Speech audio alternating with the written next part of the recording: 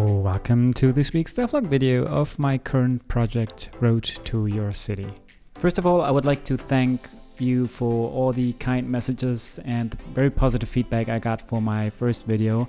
I really loved reading the comments and answering your messages. It was really fun making the video. In this video I want to be more up to date, so I want to talk about how the game changed lately. If you're interested in more historical stuff, just write it down in the comments so I can go more into detail concerning previous implementations.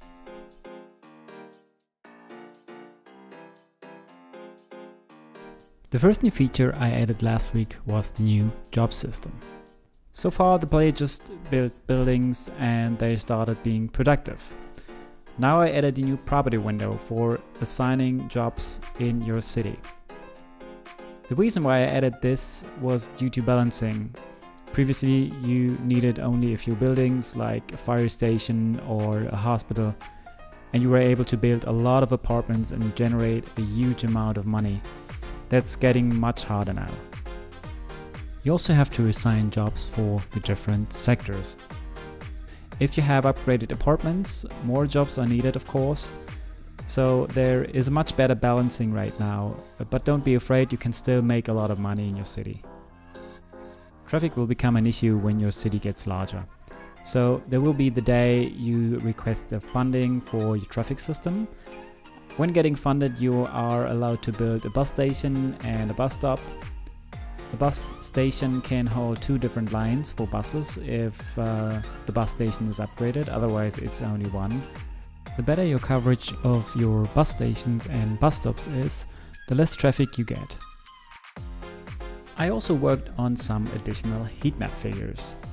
I already had the figures for satisfaction and the trend, but I now implemented figures for players. So you can now see where the players live, and that might be interesting if you have gold players, for example. So you can upgrade the hospital to extend the career of your players within the building radius.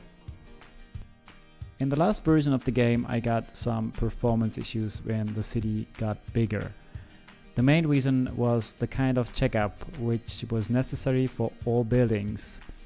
For example, I had to check building connections.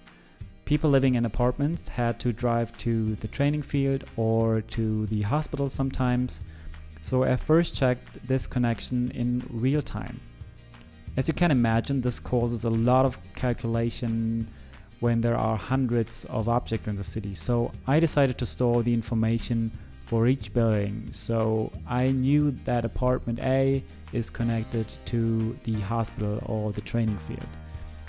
But that wasn't perfect at all, because as a player you can influence that connection by deleting roads, for example. So every time the roads got changed, I had to update all surrounding objects, which again could be hundreds of buildings. So I had to change that again. And then I found the perfect way to handle this by using a disjoint data structure. This structure allows very fast checkups for these kind of situations. It's quite simple how the structure works. If you place a road, there is one root element, and the other road tiles have a pointer to the root, which tells them they all are connected. Visually it looks like you have a root with ID 1 and a lot of connected roads all pointing to the root. If a new road overlaps with an existing road, they got unioned, so all the new tiles also have the same root. And that means that a check if one building is connected to the other is very fast, because the check is if both buildings have the same root, they are connected, otherwise they are not. That algorithm wasn't that hard to implement, but it works really fast and I'm happy with the results. A nice and simple feature I also added was showing road tiles for buildings when you want to place them. Before you only had the building and the orientation by showing the arrows, but now you can also see where exactly a road is needed for a building. Each building can have icons above it. In most cases there is an icon which tells the player that there is no connection to a road, which can be fixed quite quickly. but sometimes you might not know instantly what kind of problem the building has. So I added a little icon in the building pop-up. So you have to click on the building with the icon and move over to the little exclamation mark icon in the pop-up, where you can see the explanation of the current problem. If you were able to fix the problem, the exclamation mark of course disappears. And that's it for this week's video. If you liked it, just hit the like button, which gives me a feedback if I'm on the right track with that kind of videos. Have a great start into the next week and see you again next time. Cheers!